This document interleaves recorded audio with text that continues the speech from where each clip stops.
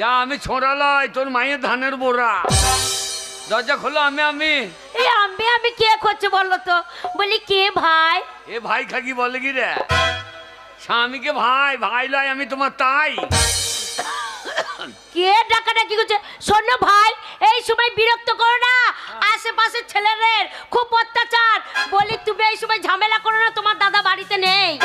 আর তোমাকে যদি ঘরে ভেতর ঢোকায়, আর তোমাতে আমাতে যদি ঘরে ঢুকে থাকি, আর তোমার দাদা যদি একবার দেখতে পায় যে আমরা দুজনে ঘরে ভেতর ঢুকে আছি, ও মিনিসে তোমাকে কিছু বলবে না, আমাকে মেরে আমার গুদুম গরম করে ছেড়ে দেবে।